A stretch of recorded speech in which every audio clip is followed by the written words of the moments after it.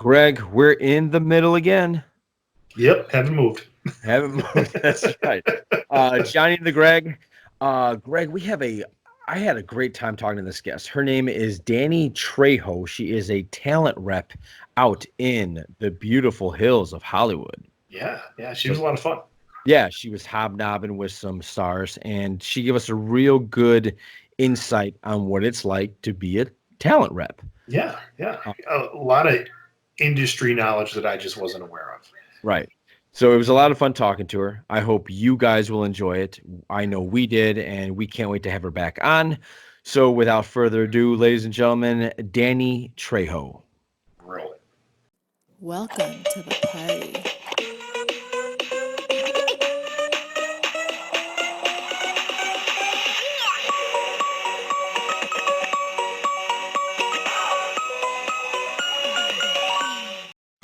Hi, Dani. Hi. Everybody, this is Dani Trejo. Is that how you want to Trejo? Did I say it good? Yep, that's it. All right. If a lot of you are already confused, it is the prettier version of Dani Trejo. Dani, do you want to just give a little background on who you are real quick? Oh my gosh, loaded question. So, should I say how we met, how we know each other, and go from there? Start, yeah. We can go into that later. I want to know exactly that you're not related to the other Dani Trejo. You know, unfortunately not, because it would have made my career path much easier if we were.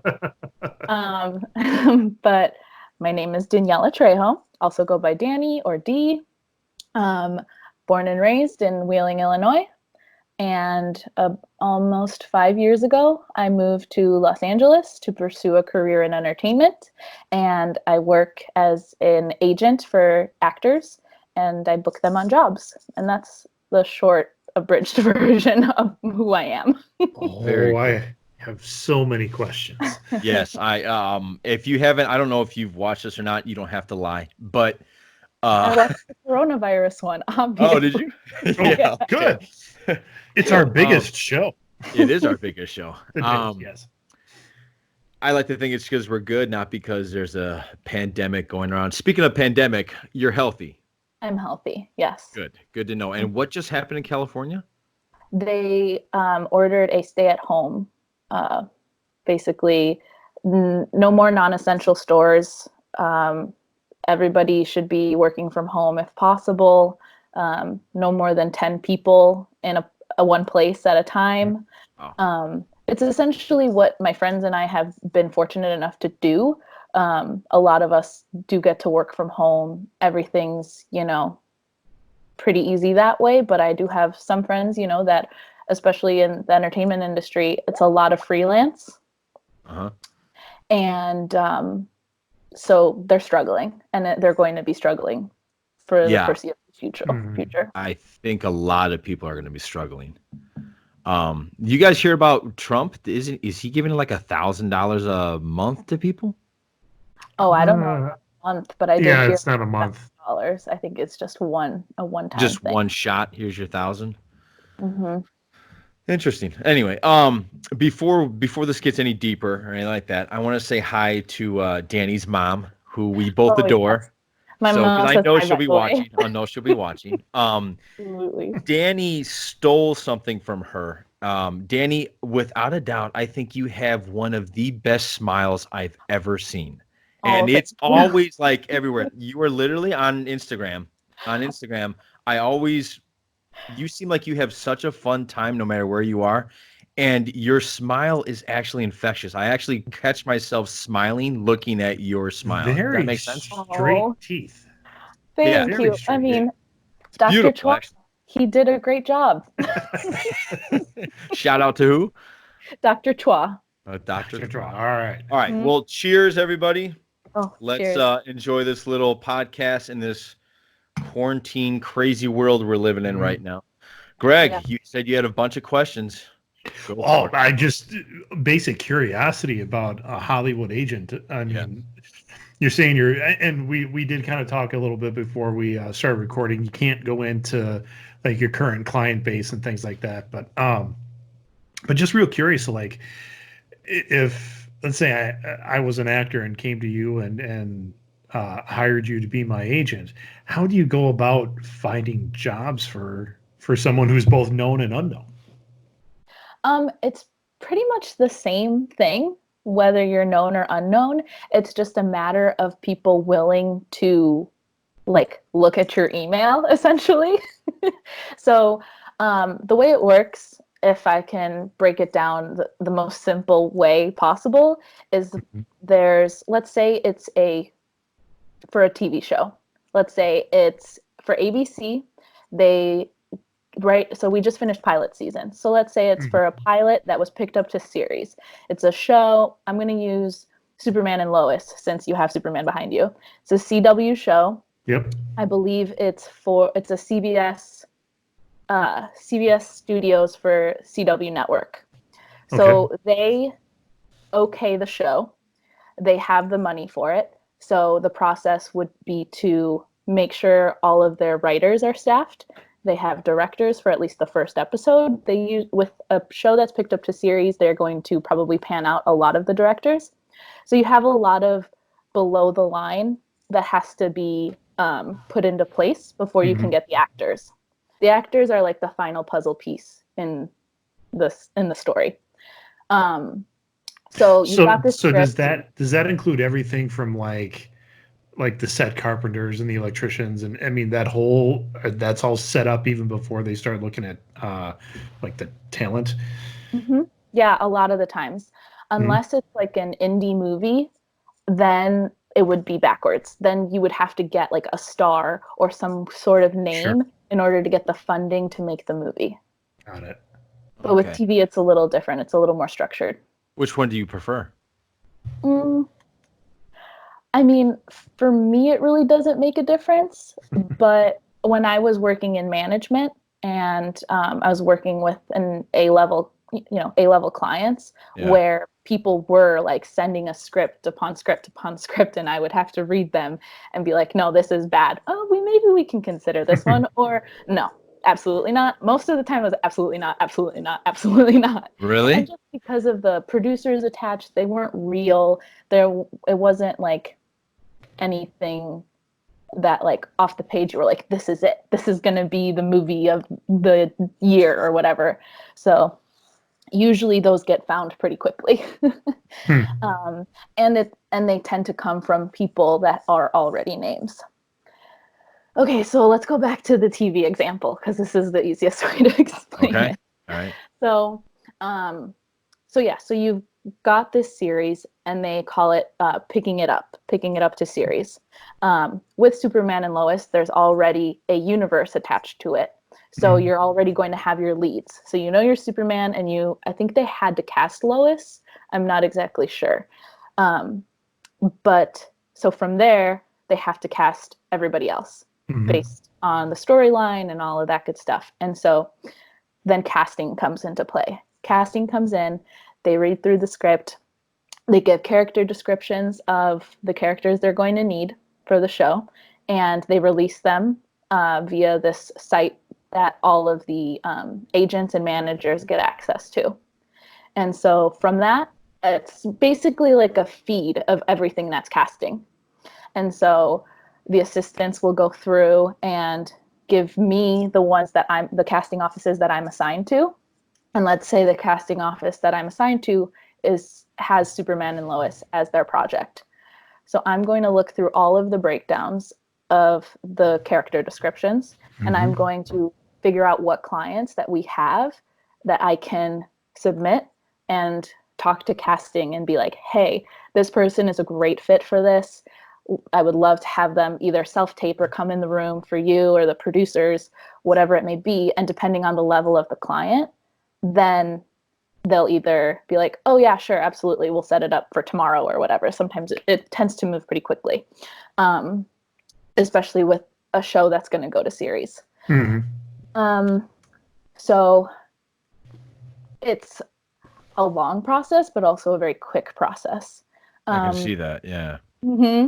So basically, it's a lot of luck, but it's a lot of clients who have proved themselves in the room and their resume with what they've been able to do, they're the ones that are going to get to go first and read in the room and like audition essentially.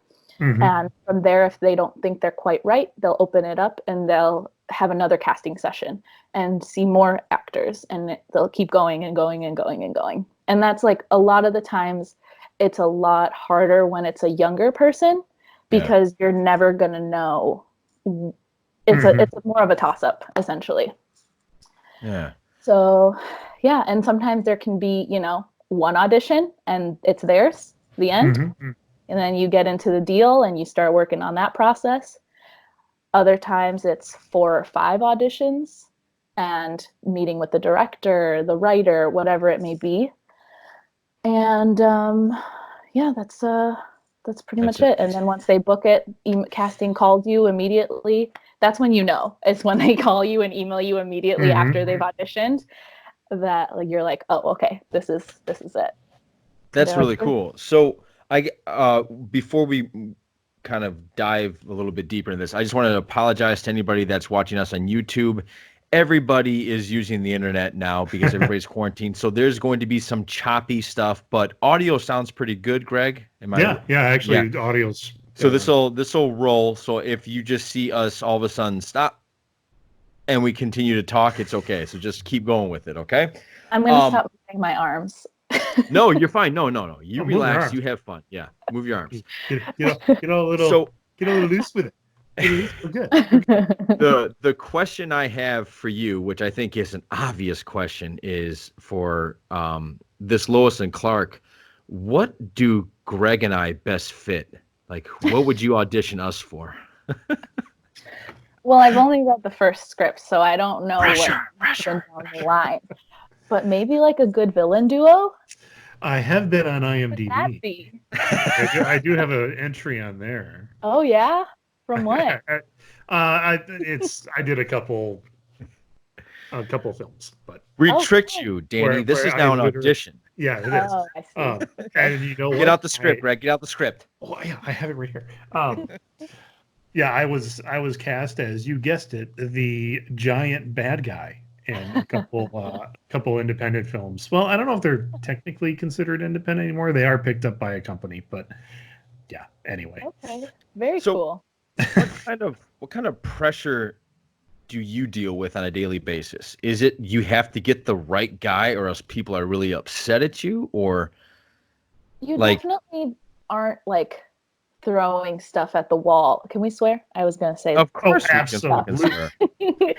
You can't just throw shit at the wall and hope it sticks. You want to pitch people that are right and you know can do the job well, but it's not always what they're essentially looking for. Like, I could read the script and I could read the description, but my interpretation of it might not be exactly what the vision is from the writer and director. How do you get to that point? Casting is there to be the in-between and be like, they're not quite right, but do you have someone who's maybe like a little, thinner or a little stockier or a little, diversity is super important. So like if I pitch a whole bunch of white guys, they're like, no, thanks. Who else you got? Man. Yeah, but it's great because it's evening the playing field, and I think that it's great to consider everybody that's around. And if you're not conscious of it, it doesn't happen. Have you ever kind of gone like against the type that they're looking for and be like, hey, I know this isn't quite in the description or what you're looking for, but this could work? And the reason I think of that, I don't know if you ever saw the Ron Perlman Hellboy film. So there's an actor in there, and I just had to look him up. Rupert Evans plays John Myers, who's kind of like the third. He's like almost like Hellboy's handler, and he was cast as Superman in kind of the first Justice League. Like, hey, this is gonna happen, and then it didn't happen. And he was cast as Superman, and I'm a huge Superman fan. And I remember looking at that, going, really, that's who we're gonna get as Superman, and it didn't initially hit me, and I'm like, he must have did something in a read through or must have impressed somebody that they cast him. And anything with any like a superhero film or anything like that, everybody always bitches about casting, no matter who it is. I still go back to 1989 when they cast Michael Keaton as Batman, and he was phenomenal. But he was Mr. Mom, and they're like, "We're going to cast Mr. Mom as Batman," and it blew us out of the water. So I don't complain about any kind of that stuff. But have you ever had anything experience like that where you're like, "I just got a feeling about this guy," and then they had it work, or maybe it didn't work? Or... Not yet, because I am still so new. I mean, I've been in the business for almost 5 years now. But I've only been an agent since November, so okay. So I can wait, get wait, into wait. a little. Stop. Explain that. So you were, so for I just got 4 promoted, essentially. Okay. Well, congratulations. Thank you. So you're an actual talent agent now. Yes. What were you before that? An assistant. Okay. So, which is such a broad term, and it was so hard explaining to everyone every Christmas. Oh, so what are you doing? I was like, oh, I'm an assistant. yeah. They're like, okay, cool. When you're not going Good luck with that. Is this something you went to?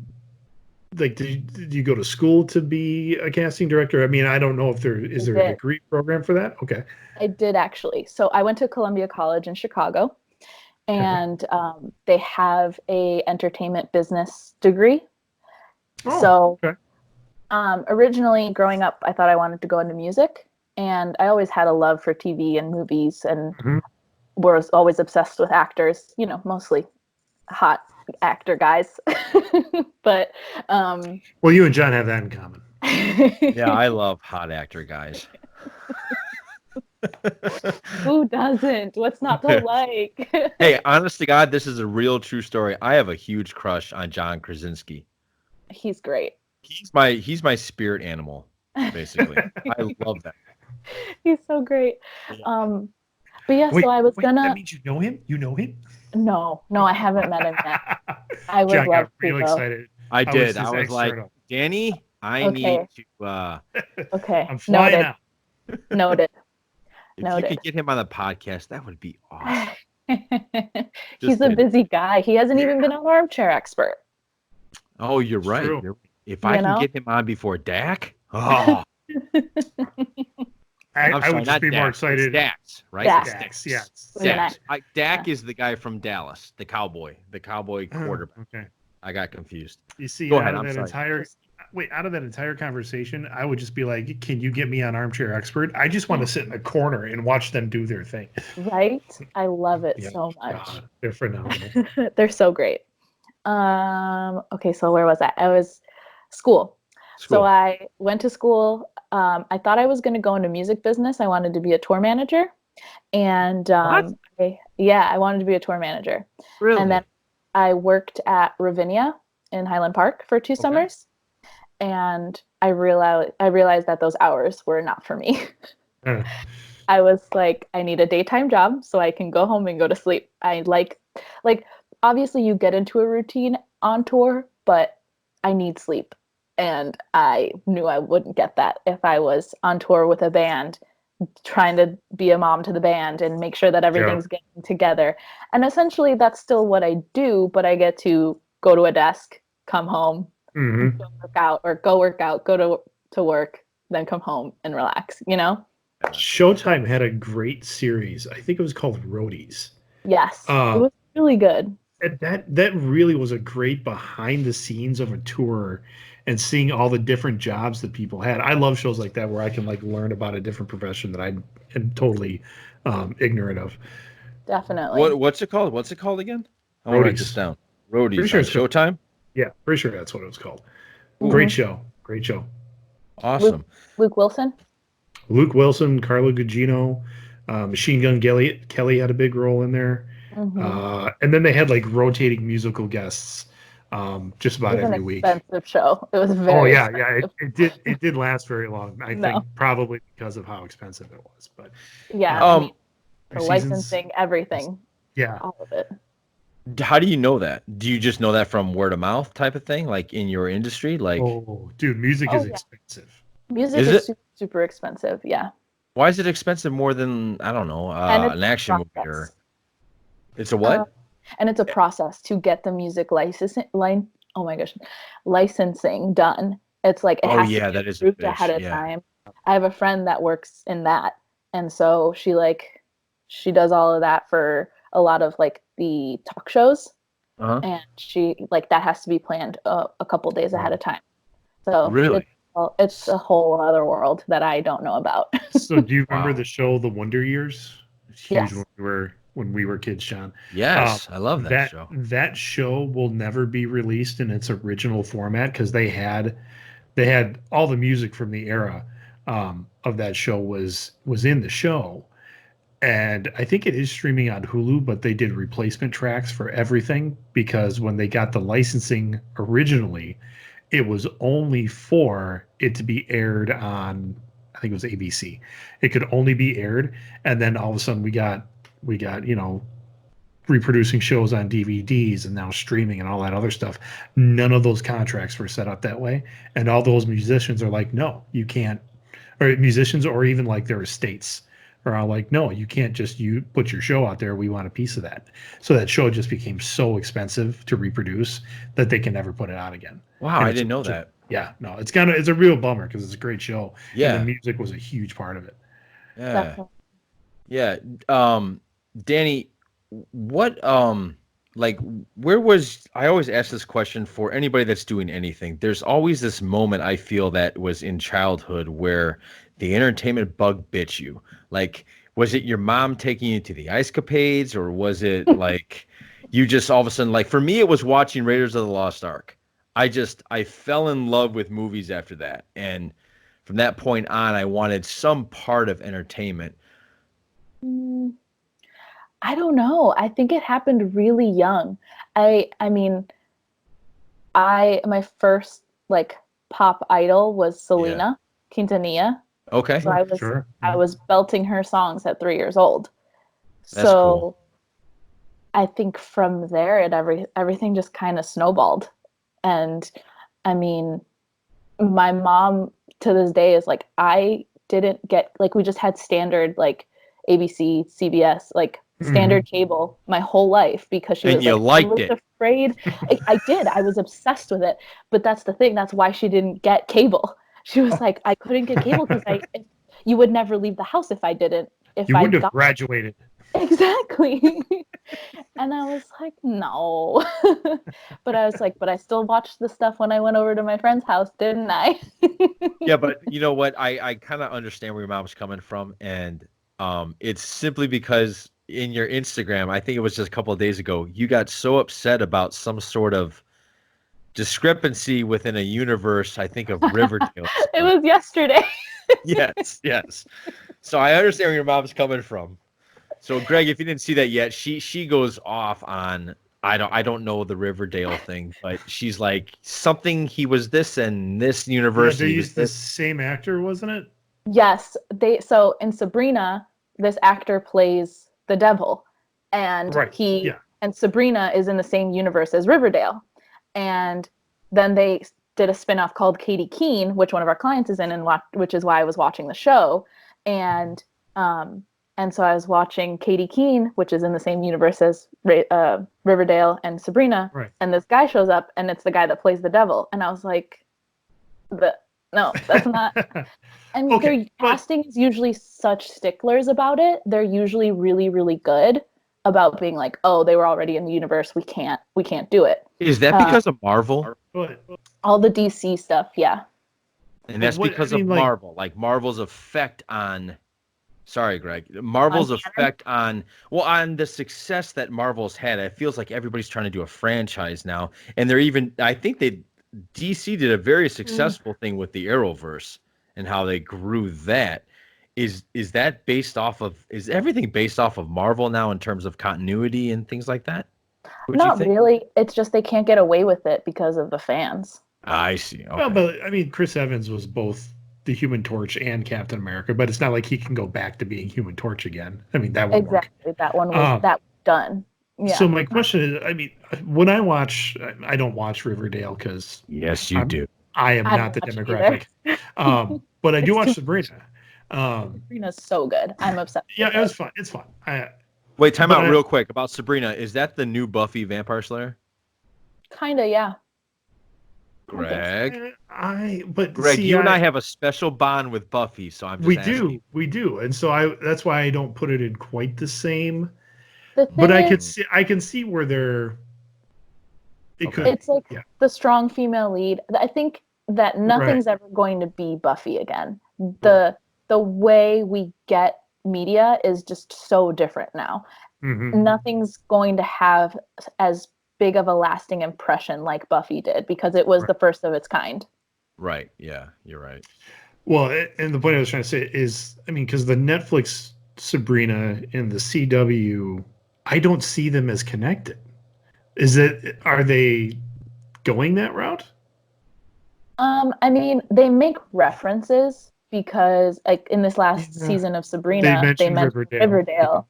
So that's pretty much it. Yeah. I was just shocked that they did it because they're usually such sticklers about so my guess is they really liked the actor and they were like, hey, let's just offer him this part, and he's available. We know that. I don't think Berlanti does Katie Keene. So no. Okay, so this is interesting to me. So Danny, do you look at movies?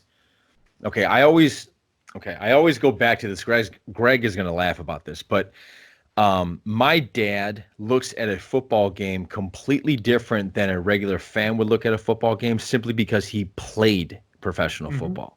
Mm-hmm. So do you look at TV shows differently now than you ever did before in terms of why did they cast that guy, or oh wow, he's a really good cast, or like how do you look at it differently? Are you still a fan, or are you now working? You know what I mean? I'm still a fan, and I think that's why I went the talent route instead of the music route, because I think I can disassociate more than when I was working at a music venue and being directly with those people. I was like, I love music too much to be this involved in it. Like, I still need it to be that special thing for me to get away and do. Mm-hmm. Oh, that's interesting. Yeah, you didn't want it ruined. Yeah, and it didn't. Like, those 2 summers were the most fun I've ever had, and it was a blast. But it takes a certain type of person to do it, and so with TV, like, I'm able to just enjoy it. There's certain things here and there where I'm like, oh, this actor is just not good. Like, obviously you can tell what's good and what's bad, but for the most part, it doesn't really bother me unless an actor beat out one of my actors. Then I'm just like, oh, fine. Can you, or have you had the experience where somebody is a good actor, it's a good part, they fit, but on a personal side, they're just an asshole, so you have a hard time watching the show? Yes. I'm not going to ask you to go into it, but it's not usually firsthand. It's usually like I've heard it from someone, and we're just like, ugh, well, that's a bummer. Like, yeah. I'm trying to think of the question I'm trying to ask here. Greg, you still got one, so I can think of it. You have a question? Sure. Why not? Well, can you talk about can you name some of the things that you've worked on in the past? I mean, anything. I mean, I'm sure it's stuff that we've heard of, but I don't know. The thing is, like, so how it works is like, since we work with the actors, our job is to find them the job. They go and audition and they book it, and once they've booked it, we work on getting them the best deal possible. So even actors are essentially freelancers. Every season is a new job because, when they sign their contract, it's usually a 7-year contract, but it's not guaranteed that the show is going to go 7 seasons or 6 seasons. Right. Here's a question then.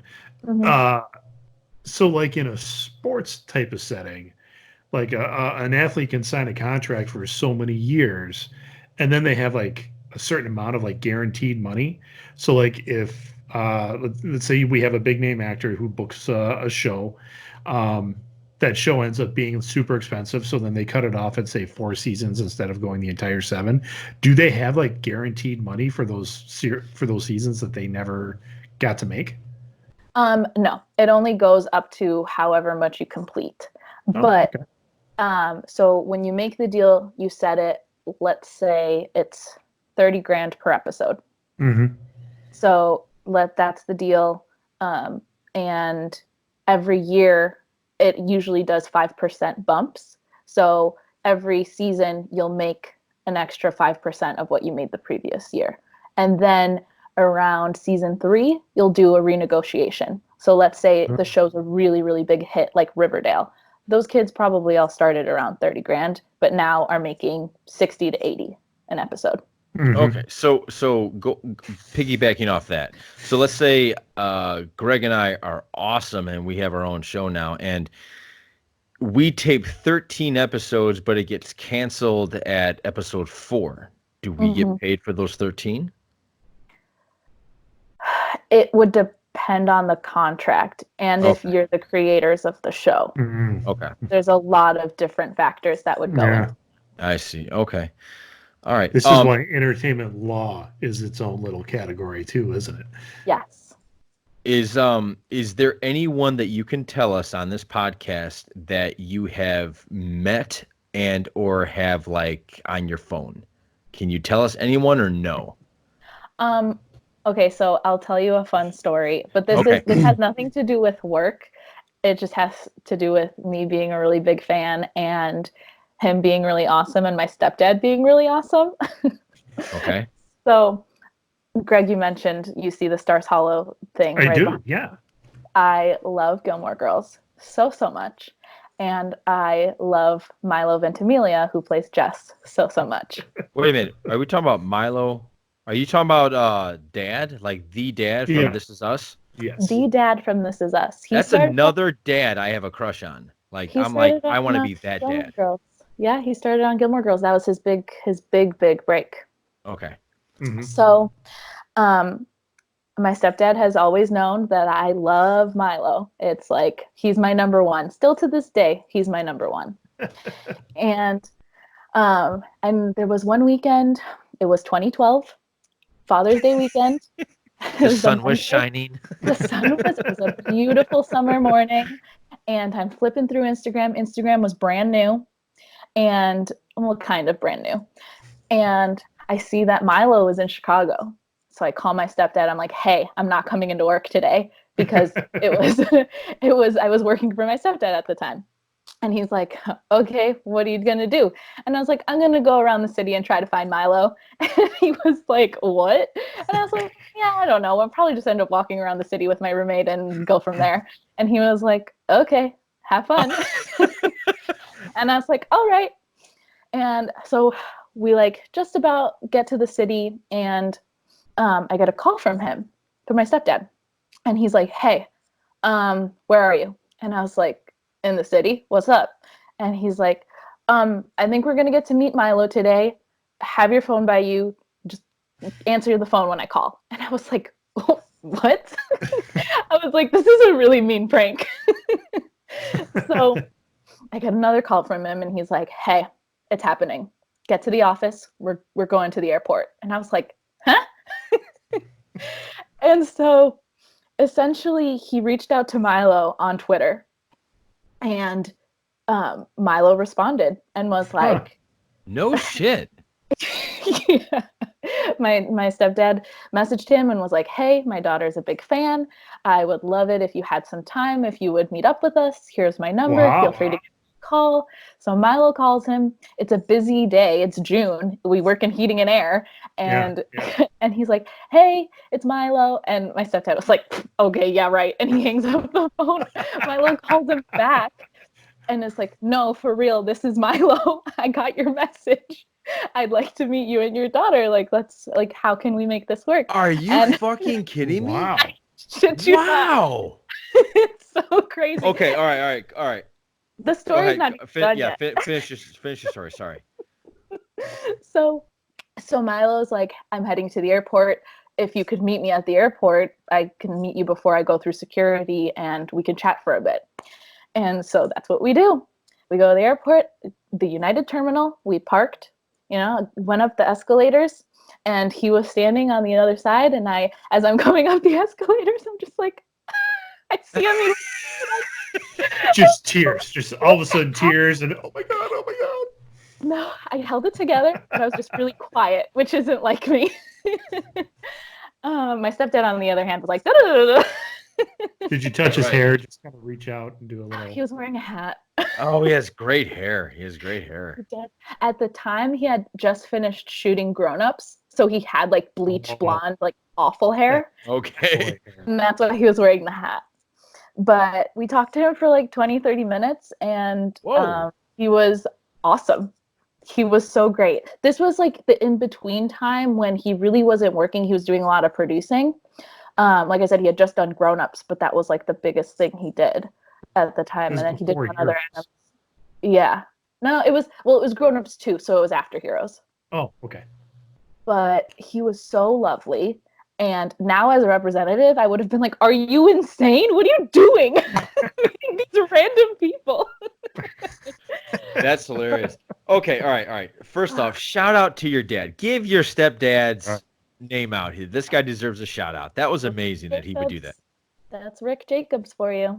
Yeah, that's amazing. Rick, nice job. Nice job. He got number 2, Milo. Mm-hmm. Way to go, Milo. That's awesome. Like, not a lot of people would do that. In fact, like you just said, I probably wouldn't have advised that. Like, if I was with him, I'd be like, dude, what are you doing? No. Yeah. That's really cool. And then a year later, my brother and I went to a convention in Chicago, and he was there doing autographs and all that stuff. Wizard World. What convention? Yes, it was Wizard World. And so this was, August of 2013. And I brought my brother with me, and I was like, oh, let's go see if we can like meet Milo again. And so we did. And I was like, hey, Milo, I don't know if you remember. And he immediately was like, I remember. I was just telling my friend about you guys. That's really cool. That's really cool. That's really cool. So that was awesome. I guess the best part about that story is that he, if not lived up to the hype in your head, he surpassed it. Oh, absolutely. Right? Yeah. So, I mean, there's nothing worse than meeting like one of your heroes. Like Greg, you know my story. Yeah. I walked up to Lou Ferrigno, who was the Incredible Hulk. I saw him walking around one time. Yeah. And he was Did he alone. ask you to buy something? Yeah. He was alone, right? Because he's a dick. He is the worst guy in the world. I walked up to him. I said, Lou, like, since the age of 5, I like ripped off my shirt. I would knock cans down in grocery stores. My parents wouldn't let me go anywhere. I believe, and this is a true story, I would walk around like a 4 or 5-year-old going, thinking I was the Hulk. And people would go up to my grandmother and go, I'm so sorry your grandchild has issues, like whatever I can do to help, things like that. And she's like, oh no, he's just acting. He's just being the Hulk, So I walk up to Lou Ferrigno. Can you please call my mom, because she loves him, and I'm like, I will not take a picture with him. There's no, he's terrible. No, he's horrible. Okay. I walked up to him. I'm like, Lou, and nobody was in line. And Greg knew too, because Greg was like, why don't you go up and talk to him? No, I did not do that. I tried to wave you off. I'm like, it's not a good idea. You're gonna go up there. You're gonna put so much love into his world, and he's gonna go, yeah, stuff's $20, man. And that. Oh no. He said, yeah, great. Well, the picture's $50 here, and if you want me to shake your hand or take a personal selfie, it's like, like $75. I was like, have a good day, asshole. Yeah, no, it was. See you later. Yeah, he was such a jerk. That's so upsetting. I feel so bad when that happens to people. Yeah. And I've been really, really lucky to work with some really awesome people, and even the A-listers. Like, can you name any of them that are really awesome? I mean, Zac Efron is so great. He's so wonderful. He's such a sweet person, and really cares a lot. Love you, Zac. That's a horrible heart. Sorry. It was one of those moments. Like, I mean, every day was a pinchable moment for me, but like, it was. I remember my mom always told me, she's like, I remember the night I watched Grease, like vividly, and I'm like, oh, I remember the night I watched High School Musical. you know? So let's talk about that for a second. You see, I've got a 15-year-old daughter. So she Mhm. was, um, the first High School Musical was a little bit before her, but then the third one came out, and she was at the point in her life where she would just watch, and she loved the colors and she loved the music and everything else. And like I watched that first High School Musical, and I'm like, yeah, this kid is your typical like Disney kid that we're going to see him in a couple movies, and then he's going to go away and be a dentist or something. I don't know. Um, and And then by that's the the work of my old boss. oh really? Okay. Yeah, Um, like that's what representatives are for, is to help yeah. you stay on a trajectory where Yes. you will become a movie star. So then, yeah, Really? I didn't know that. by Go the ahead, time the Greg. Sorry. third one came around, I'm like, okay, this kid is got something. He could stick around. And then he kind of went through his little like self-destructive phase, and I'm like, that's too bad. But now he has come through, and I'm like, I could watch anything this guy is in. I think he's got huge range. I would love to see. I love that he's doing musicals again because he's really good at them. Um, yeah, I will literally, if he's in a movie right now, I think I would just go see it. Yeah. What's that movie that he switches places with Bateman, or he's a younger 17 Bateman? again.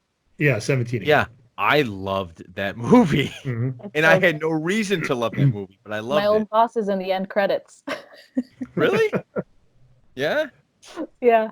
Is Yeah. that gosh, I believe her name was Gabriella? Was that her? Mm, Who are you like, talking about, man? yeah, what are you talking about? Gabriella Krengler? Oh, Who- no. No, that wasn't her. Gabrielle, Okay. Kringle. Yes, thank you. Sorry. So she was an agent at the agency I'm at now, and she passed away in Right. 2015. Okay, but that was before you.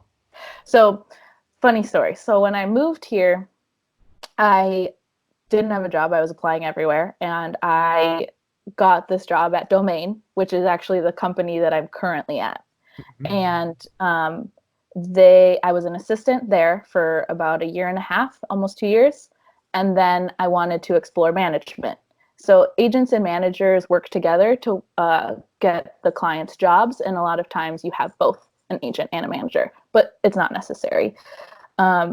So I wanted to explore the management side because management is a little bit more face to face and like social, and you get to really handhold a little bit more and be there for every single step.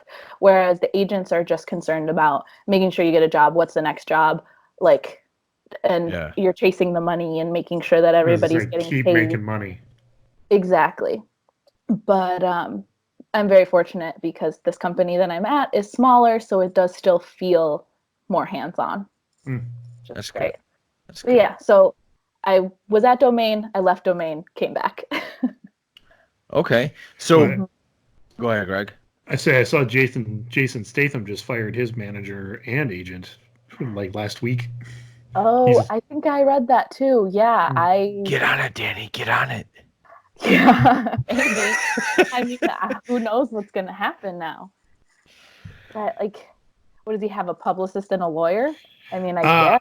I don't I think he fired his team. I mean, it was he was on a film, and I guess he wasn't happy with what was going on or something like that. I don't know. There's I got to read be it. some other stuff going on. I think it is. I mean, the article that I read was actually not very kind to him at all, saying that he's kind of a diva and that's why he keeps Oh firing. no, But really?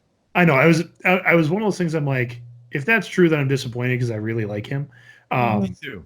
I But haven't heard any stories. I well, don't know. yeah, I can't that's confirm. Um, that will well, say that is the first bad thing I had ever read about him ever.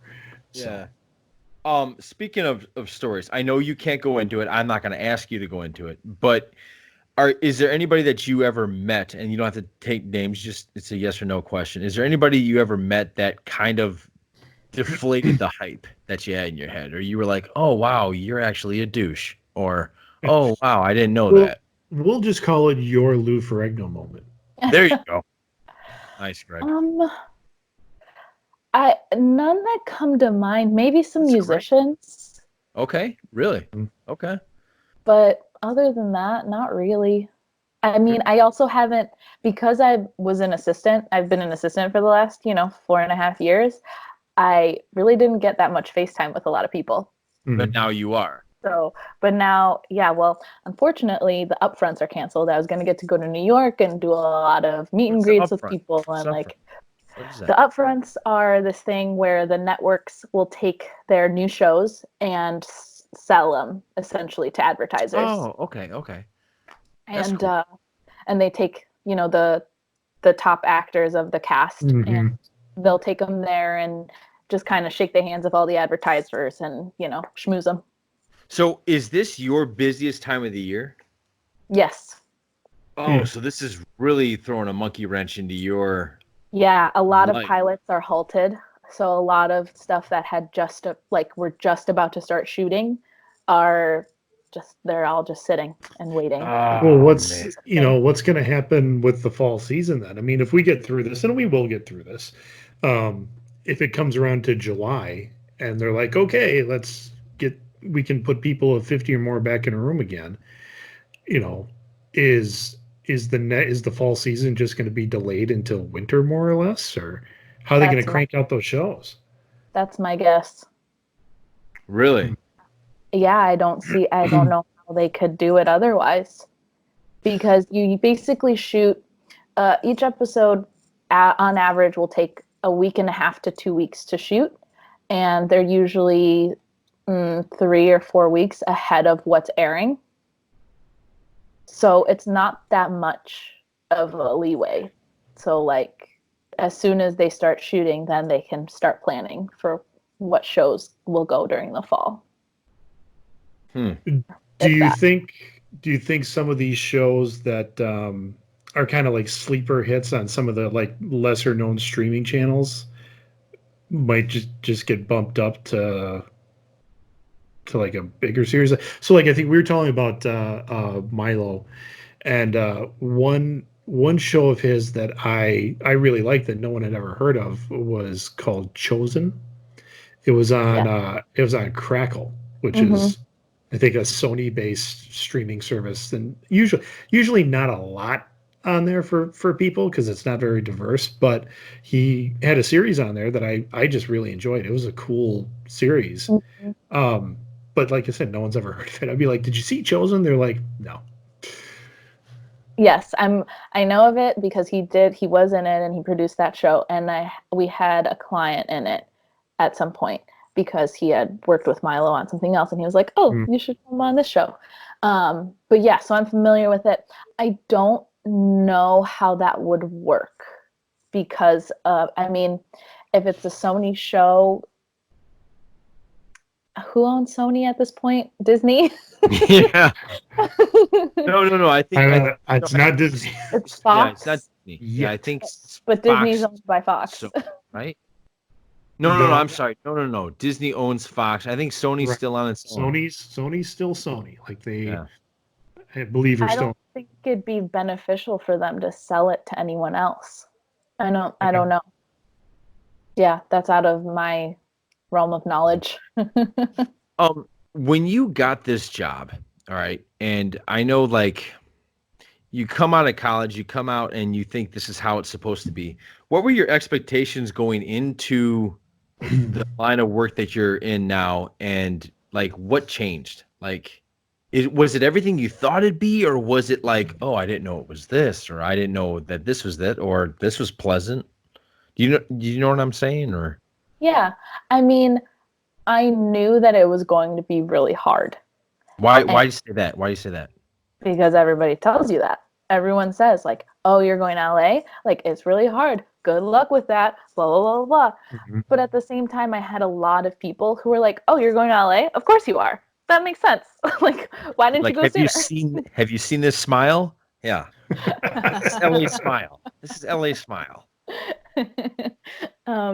In fact, thank you.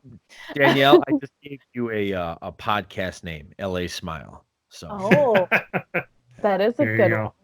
There you go. Just mention us whenever you're doing your podcast. That's all I ask. Deal.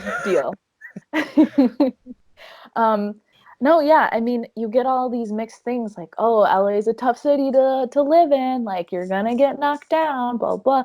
And then once you're in the industry, like you finally get that job that lets you get in, and you know, um, it is a lot of time of change right now, especially in the assistant world. People are speaking up for themselves. The whole Harvey Weinstein thing Oh, happened, yeah. Yeah, of and course. like it's a massive movement. Like people are fighting for equal pay, for better pay. As Good. like when I started, I was making $13 an hour, which was I was barely getting by. Yeah. Of course, You yeah. know, I You're in wasn't LA. getting by. Like That's, I was. yeah. But Danny, I think that's important. That's necessary to have those struggles that you go through because you don't appreciate, like you don't grow as a person unless you struggle. That's my personal opinion. I agree. I agree. Um, But I also don't wish anyone to experience certain things that I experienced with okay. abusive bosses type of Oh, thing. you had that shit? Yeah. Oh, I'm sorry. Yeah. That's a bummer. Everybody like I don't know one person that has gotten by without having an awful boss. Why do you think that is? And Just because they're dicks, or is it because it's the pressure of the industry, or is that they gotten away with it, or I think it has a lot to do with like how this industry functions and the sense of entitlement that you get when you reach a certain level. And Mhm. because you were abused, therefore you think that you can abuse or think that it's okay if you're kind of abusive. So I got that a lot. Like, I'm not that bad. Like, there's way worse bosses out there. And I'm just like, right, right. yeah, sure. Sure, Yeah. whatever you got to tell yourself to sleep at night. Okay. Yeah.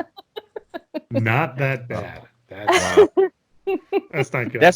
That's like saying I'm not racist, but that's like Yeah.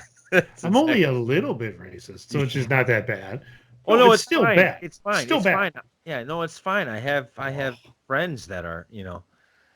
But, like you said, it was a big learning experience. And I think that a lot of the people that are in my position, a lot of the people that came up with me, are very conscious of being a thoughtful and careful boss.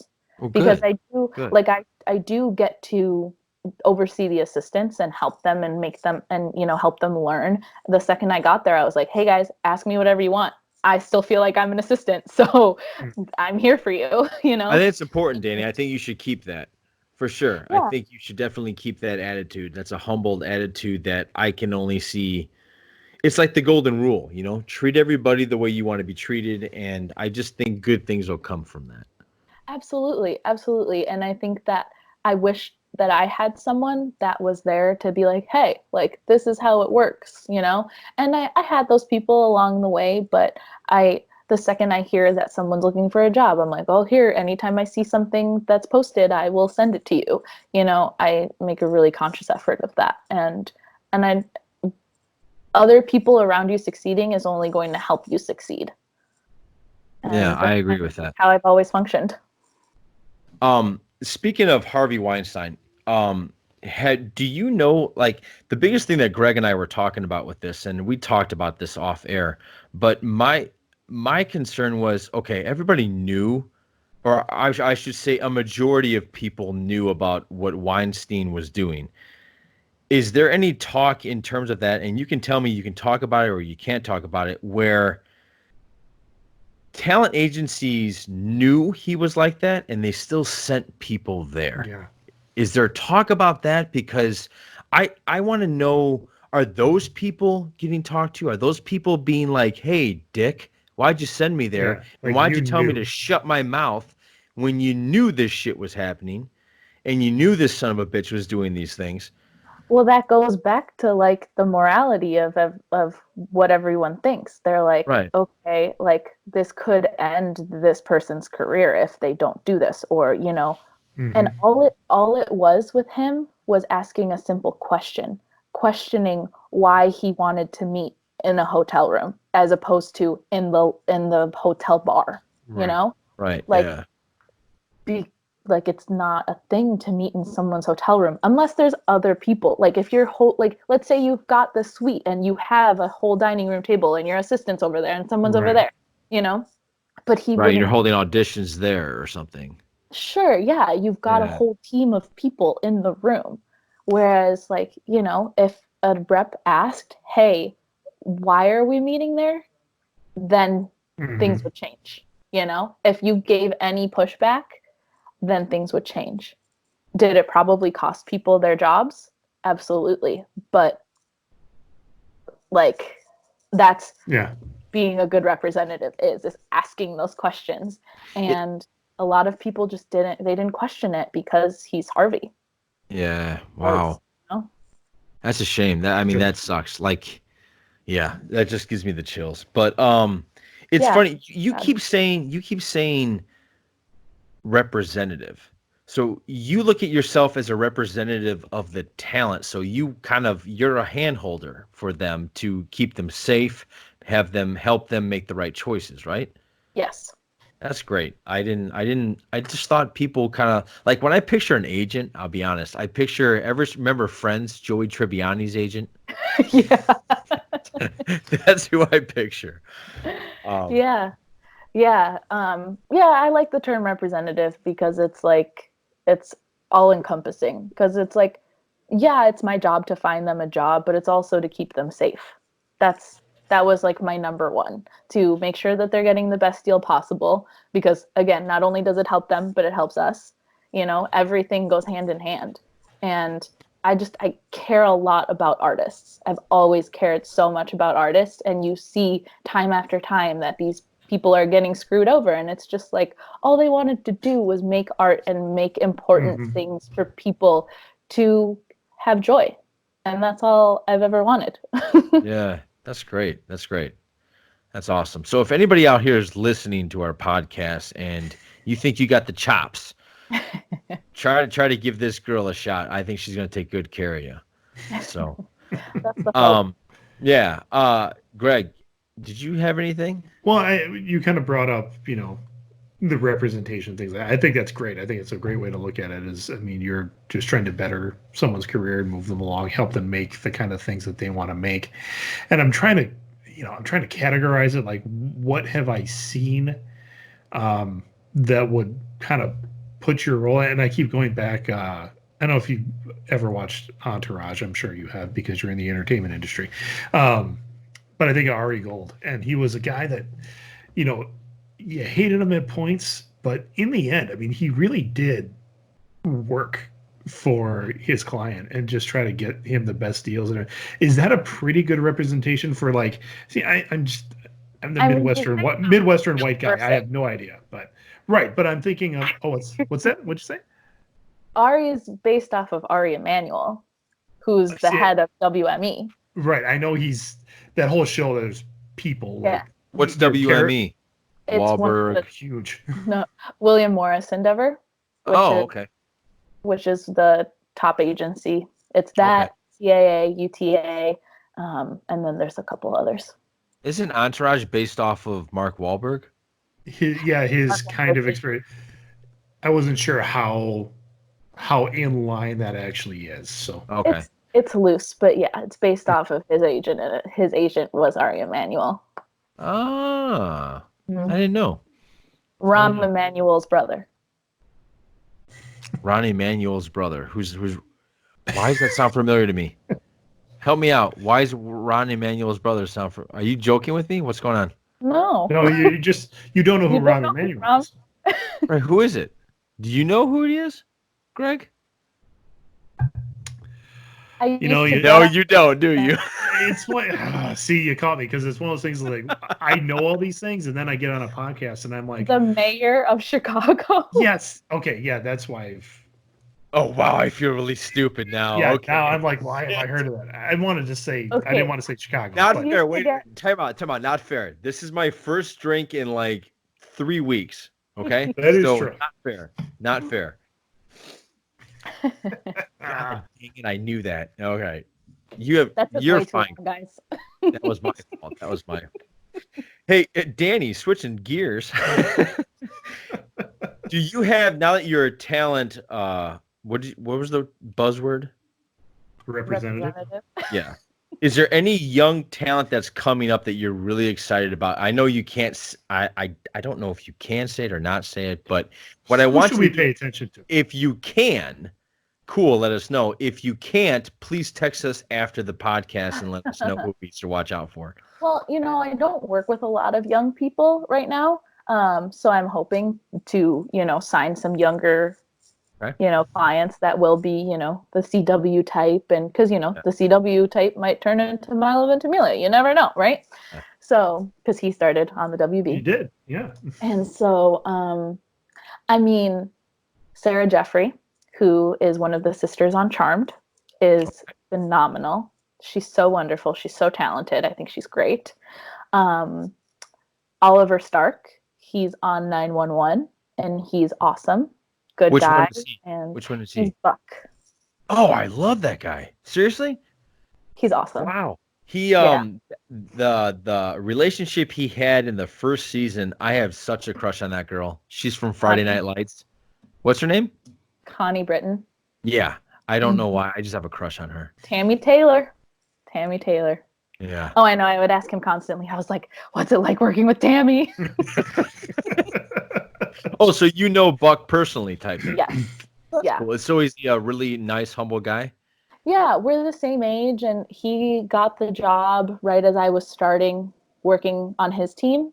So we kind of like came up together, and it's been fun. Very cool. Fun, Very right? cool. That's a really cool show. There was one day where the poster for the show had just been announced, and I was like, "You get a poster? I got a new mouse pad." Woohoo! Speaking of mouse pad, what's on your how's that little sketch you're doing in quarantine? Oh my gosh, it's right here. It's not good. I should have done a marker. I should have used a marker because it would have been much easier. All right, if anybody doesn't know what we're talking about, check out Danny's Instagram. She's been giving us updates on that. It's just a drawing thing that I saw on TikTok, and I was like, well, I got nothing else to do. I am not familiar with TikTok. Greg, you just jumped on that, didn't you? TikTok? I downloaded it. I think I've watched two things on it. I know if I'm showing my age, but I'm like, it's Vines. Like that's a Vine, right? It's totally Vines. So yeah, I probably will get into it a little bit more, but I just is with social media now, instead of just handing in a headshot, do people like have Instagrams and TikToks that you look at when you're looking for talent? Or yeah, people find talent on Instagram and TikTok and YouTube. That's a big platform. How do you go about looking for talent? I've been going to showcases, and that's how I signed my first client, was from seeing her perform live. But yeah, I mean, now it's going to be, what can I find online at this point? But also, there's no jobs right now, so everything's on hold. So we're kind of all in limbo at the moment.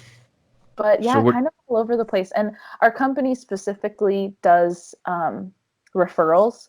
So managers that we work with and trust a lot of times will bring us people. We don't sign too often.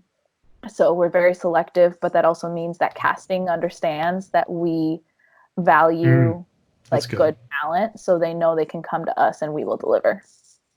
What's an audition process like for you? So like I mentioned before, casting releases these breakdowns. So let's say it's for an episode of 911.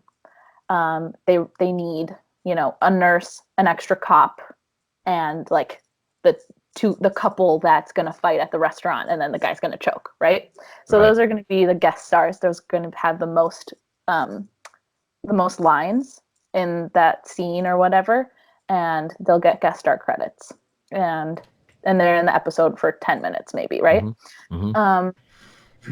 So they will submit, let's say I have someone for the cop role and the husband role and the wife. So I'll submit people. We'll get an audition or two for one of the roles. Let's say we get an audition from casting saying that, yes, we want to see Jane for the wife role.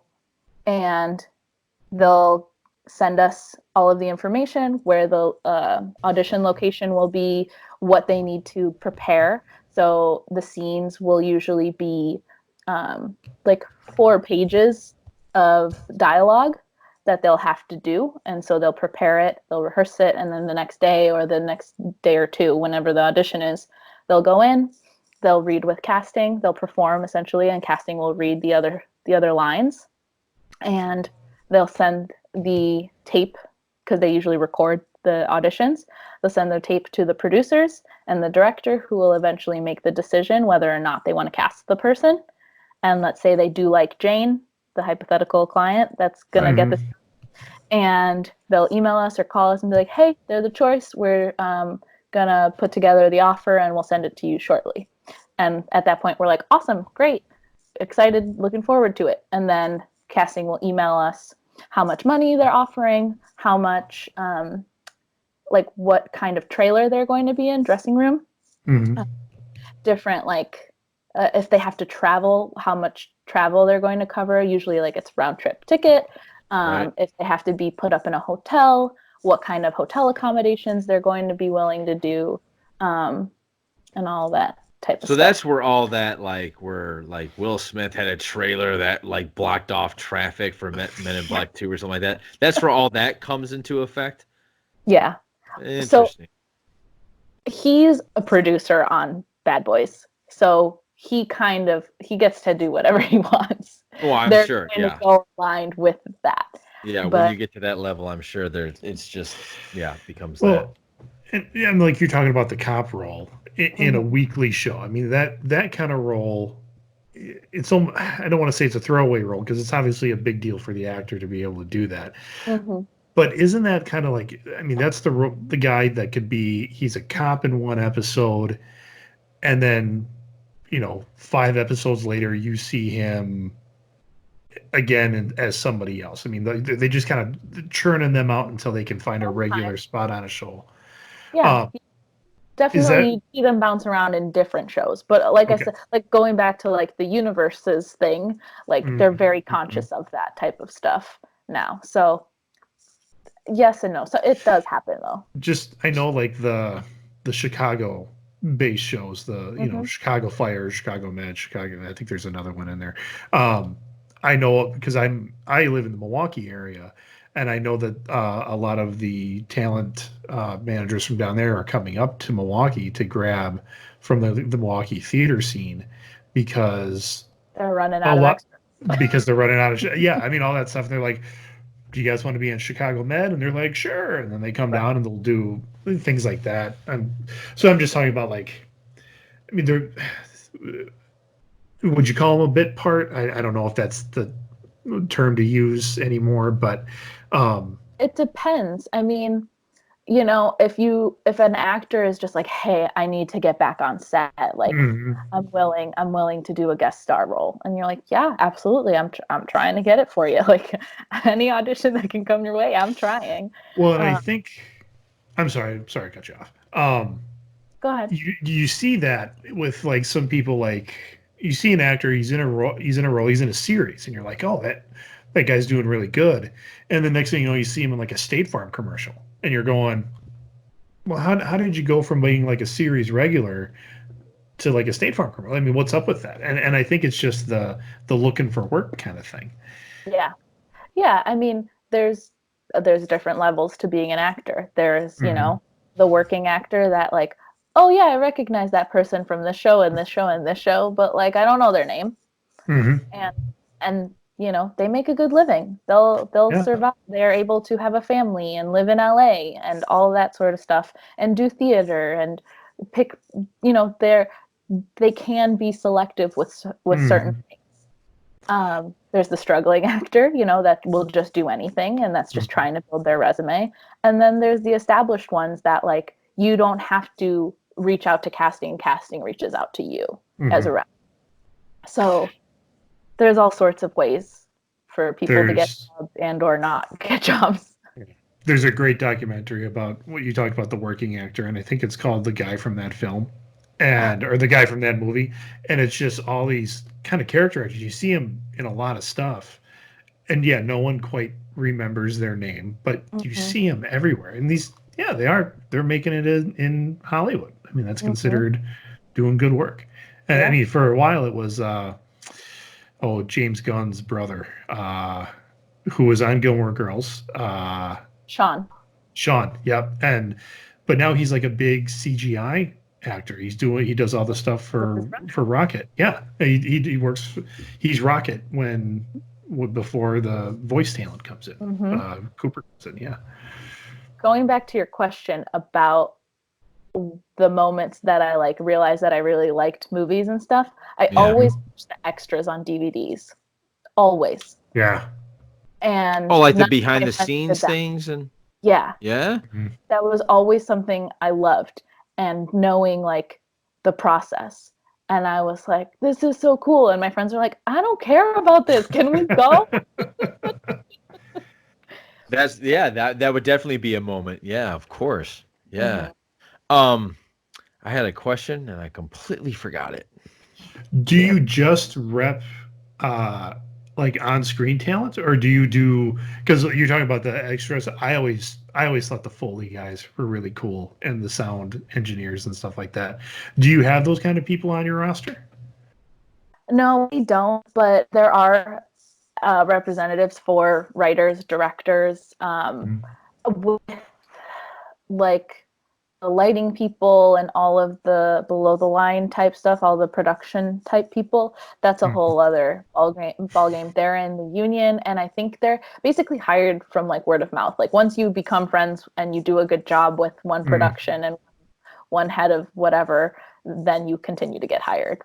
So did you so are you just TV? TV and movies. It's everything. TV and movies. Okay. Okay, cool. So is there a separate industry, and Greg, don't give me a hard time, but is there a separate industry in porn? Yeah.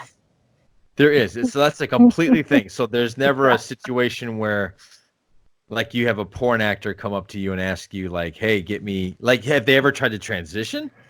Well, I was going to say, what's they have. Like there's been a couple, like Ron Jeremy was in Boondock Saints. I'm assuming like he would have like essentially two representatives or two reps, like one for his adult work, maybe one for trying to make that jump over. Yeah. Yeah, he's an interesting person. You met him? No. Oh, I did see him out on the street once. I see a lot of people just like walking around. Like at my old job, we were in like the smack dab in Hollywood, and that's not usually places where you see people, but people will take meetings around there. So at lunchtime, one time I saw Ron Jeremy in a parking lot, and then another time I saw Bo Burnham walking down the sidewalk as I was getting lunch. And it was right after I'd seen 8th grade, so I was like, hey, great job with that movie. It was excellent. I was like, I sobbed my eyes out. And he's like, oh, thank you. I was like, okay, bye. And those are like the casual interactions I have with people. So where are you right now? Are you in Sherman Oaks? Yes. Okay. Do you guys have a huge homeless problem in that area? Not in Sherman Oaks, but in LA. I heard it's really bad. It's really, really bad. So on Armchair Expert, if you've listened to the episode with our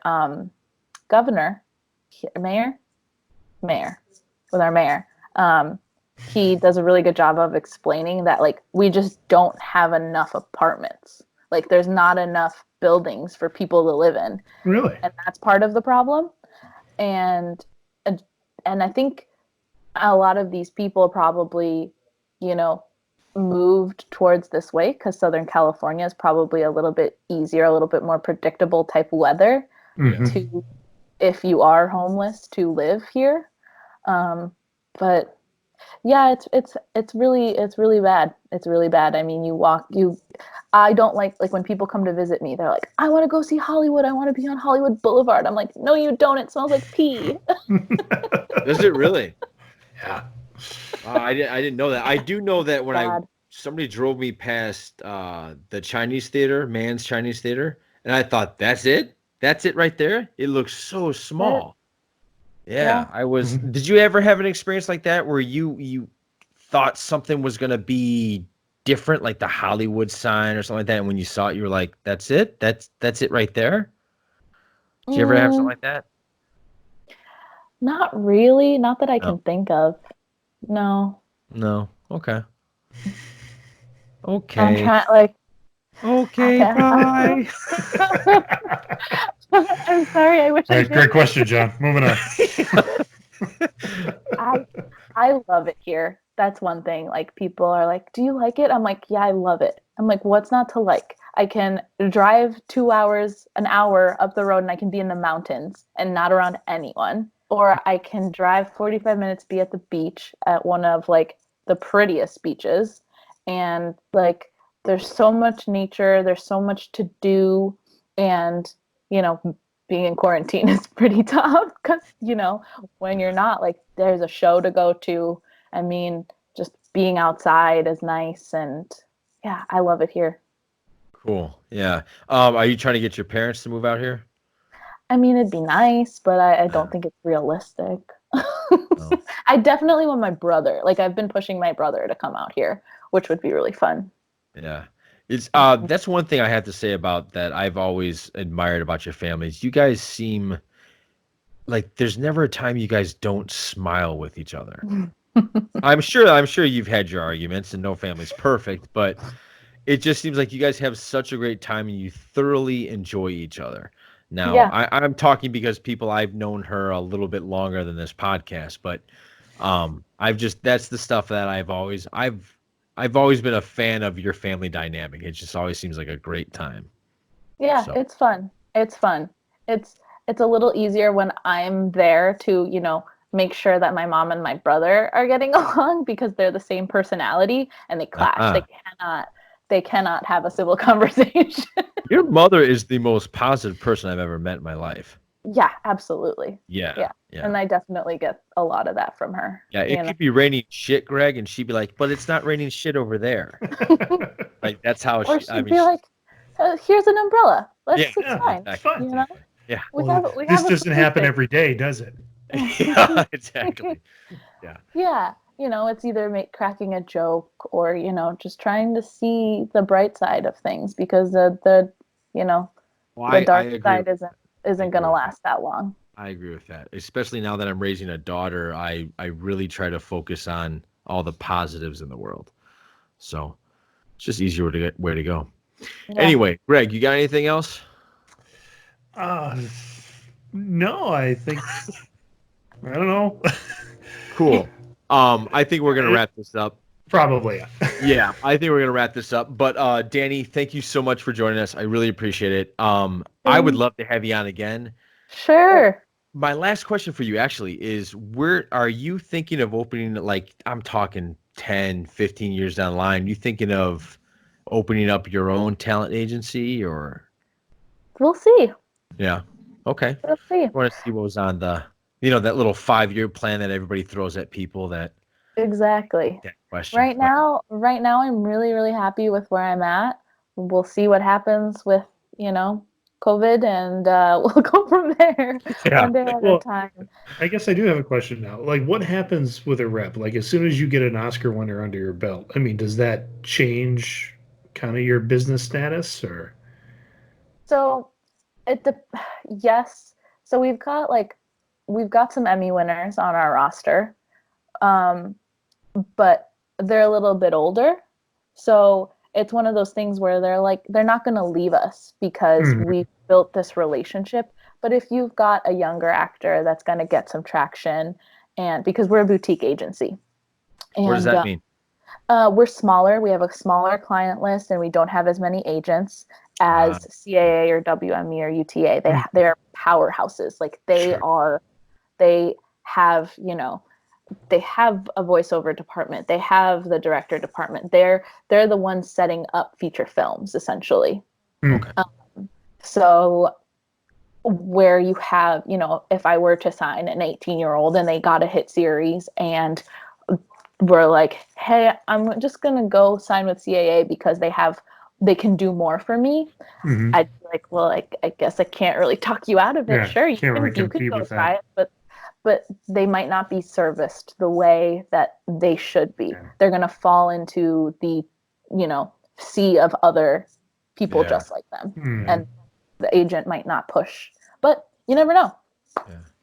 Any comedians you take on or anything like that? Or do you not? Actually, the girl that I signed is a stand-up. Nice. Yeah, cool. That's Mm-hmm. awesome. I'm a big fan of stand-up. So that's cool. Yeah, one of the last things I did before, everything shut down was going to see her. Yeah. I went to see her do her 30-minute set because she's based in New York, so she's heading back soon. Hopefully she gets to. Yeah. Okay, cool. So are you kind of like, do you feel yourself like you're like kind of like the Jerry Maguire? Like you genuinely care about your clients? Yes. Yeah. Good. Yeah, that's like not to hear something that I really struggled with. As soon as I start working with people, I'm like, I love you. that. Or Right. I don't. Yeah. But for the most part, I do. Yeah, cool. All right. Well, thank you very much. Before Thanks for we having end me on. every session, we have a fact of the day. Would you like to hang on and listen to that fact, or do you Sure. want to just get the hell out of here? No, I'd love to listen. Yeah. Cool. And it is random. Yes. So I go to this website that just gives me a random fact, and here we go. No shit. Okay. In the movie The Island, Scarlett Johansson was insisting on going topless, but Michael Bay refused. Okay. Interesting. I don't know about that, Michael. During the entire time, or No, probably. No, it's probably like at one a scene, particular right? scene or two. Yeah. Well, I've never seen it. I'm one of those guys. I get the appeal, but I'm not one of those guys that's like goo goo gaga over that girl. I get the appeal. I understand why people like her, but I'm like, all right. And I'm just one of the few people that really liked The Island. You know who's in the island? I do know who's in The Island. Yeah. A future guest of ours. Yeah, he's gonna be. Oh, Yeah. that's exciting. Yeah, so you'll have to actually turn in. I'm sorry, tune in. I will. Other than that, I think we're good. Danny, again, thank you so much for jumping on. Stay healthy, stay safe. Thank you. and You too. Keep pumping out that talent. Tell Working on it. when we're done recording, you gotta let me know. Tell Zach I say hi. And whoever else is coming up through the Me too. Yeah. Deal. All right, cool. Thank you very much. Bye, guys. Take care of yourself. Thank you very too. much. Stay safe. We'll talk soon. Yep.